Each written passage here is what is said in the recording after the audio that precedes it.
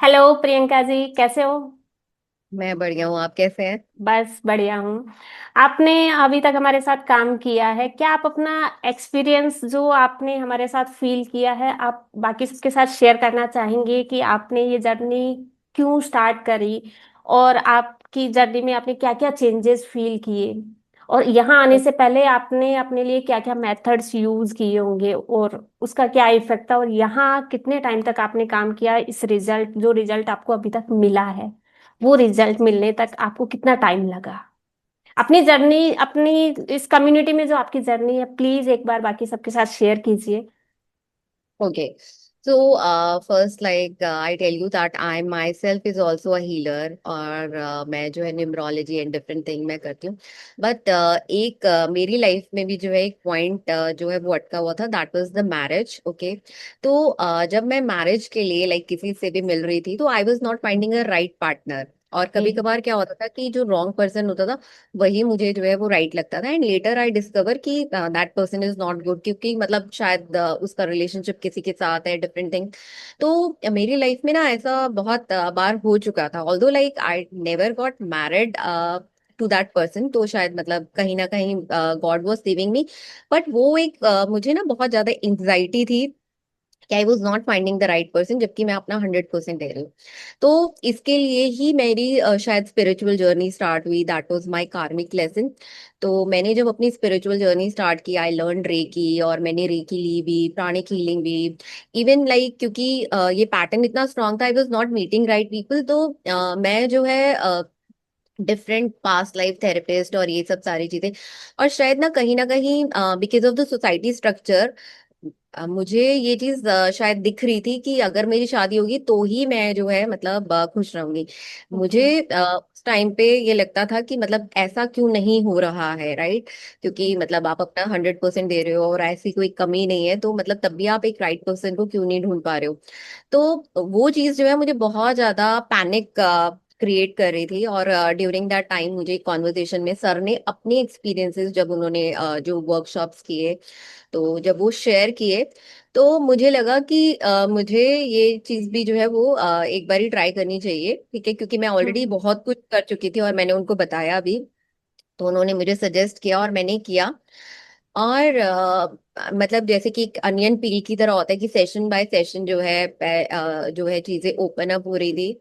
और ऐसी ऐसी चीजें जो है हमें बैलेंस करने के लिए चीजें सामने आ रही थी जो कि मैंने सोचा ही नहीं था। तो ओके। वहां पे मेरा पर्सपेक्टिव चेंज हो रहा था, और चीजें अंदर से बैलेंस हो रही थी, मतलब ऊपर वाह। से दिख हम्म। नहीं रहा था, लेकिन शायद हम्म। अंदर से चीजें बैलेंस हो रही थी।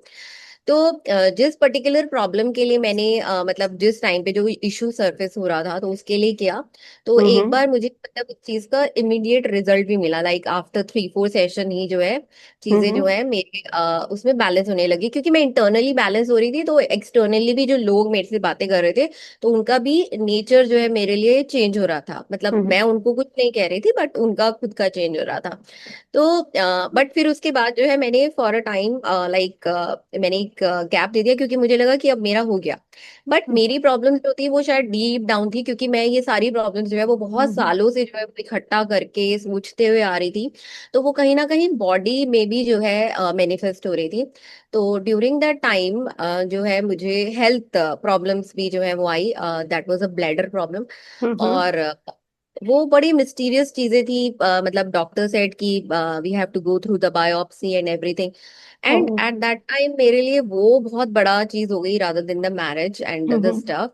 And then sir also supported me there, और उन्होंने मुझे बहुत बैलेंसिंग करवाया, and by God's grace biopsy का रिपोर्ट भी नॉर्मल आया। वाओ। बट हम्म। मतलब डॉक्टर ने भी जो है मतलब उसमें और मेडिसिन देने से मना कर दिया। बट मेरा जो है बैलेंसिंग, क्योंकि मुझे एक हम्म। hopelessness हो गई थी कि क्या डिजीज हो गई है, no hmm. I have no life after this. तो बट स्टिल मतलब सर ने बहुत उस टाइम पे सपोर्ट किया, I did balancing also. I hmm. Came out of it with minimum medication I would say. और सिंपल होम्योपैथी मेडिसिन जो है मैंने ट्राई किया, और like it gone in few weeks I would से। उसके बाद जब हम लोग ये बैलेंसिंग कर रहे थे, जब क्योंकि सर ने कहा कि मतलब अभी बहुत, क्योंकि इमोशंस जो है वो बहुत हैवी थे, बहुत बैगेज जो है वो बहुत ज्यादा स्टोर था।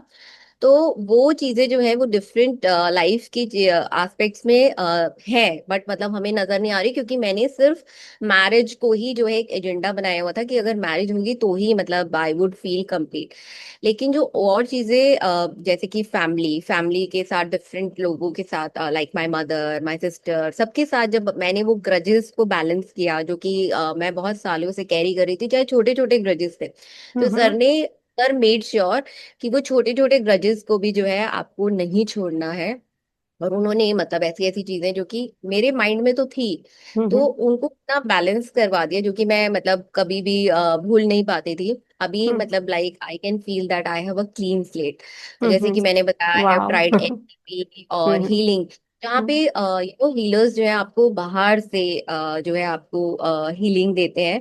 तो हम्म। आपको एक एनर्जी तो मिल जाती है, तो for a certain period you feel good और आपको लगता है कि हीलिंग हो गई है। लेकिन जहां आपका जो है वो बैलेंसिंग नहीं हुई है, क्योंकि आपने उस चीज को दोनों साइड से देखा ही नहीं है, तो क्या होता है कि वो चीजें जो है वो आपकी लाइफ में रिपीट होती है।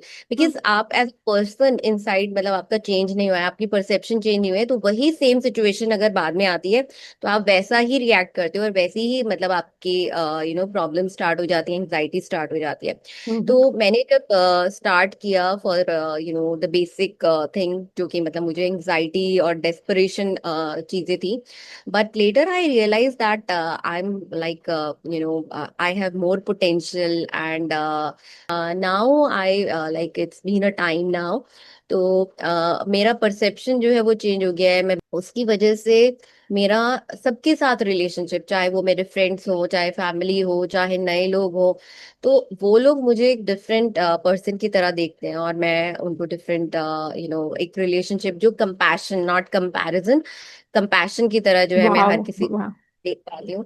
And it has hmm. Given me the growth in my career also, the confidence I would say, और क्रिएटिविटी जो है वो मेरे अंदर बढ़ी है। And wow. I have health conscious. Earlier I was not doing anything for health, but now I have become health conscious also, and self love automatically it had come. It is nothing like कि एक self love का dose जो है वो दिया गया, but when I started balancing my life, तो वो सेल्फ लव भी जो है, जो ट्रू सेल्फ लव होता है, it has hmm. Come in me, and which I can give to others also. So wow. so far my journey has been really good, and this technique I would suggest that everybody need it, no matter what, what is your problem, doesn't matter, but because everyone needs to have this kind of the perception which is balanced. Because what I have seen after this, कि मेरा एक consciousness भी raise हुआ है। और जो भी techniques, जैसे कि अगर हम न्यूमरोलॉजी करते हैं, एस्ट्रोलॉजी करते हैं, तो हम्म। हर किसी का जो फंडामेंटल है नेचर का, आप कोई भी फंडामेंटल लॉ उठा लो, तो हर किसी का बैलेंस ही है। तो जब हम इम्बैलेंस होते हैं तभी हम नेचर के अगेंस्ट जाके मतलब होते हैं, और हमारी लाइफ में द प्रॉब्लम्स जो है वो बढ़ जाती हैं, to bring back to the balance. तो इसीलिए मतलब I feel that this technique is very powerful, thank you. But thank you. All you need is कि आपको साथ में काम करना जरूरी है। और बिकॉज अगर हम सोचते हैं कि हम अकेले ऐसा कुछ कर लेंगे, तो हमारे माइंड में क्वेश्चन ही नहीं आते, क्योंकि जब सर जैसे मेरे साथ सेशंस लेते थे, तो ही यूज टू टेल मी कि मतलब 100 चीजें, मैं 10, मतलब क्योंकि हम लेजी हो जाते हैं, मैं 5-6 ही एडवांटेज लिख के मुझे लगता था कि हो गया, मतलब where do I find more. Hmm. मुझे मतलब उस पर्सन में या उस सिचुएशन में कोई एडवांटेज ही नहीं दिख रही।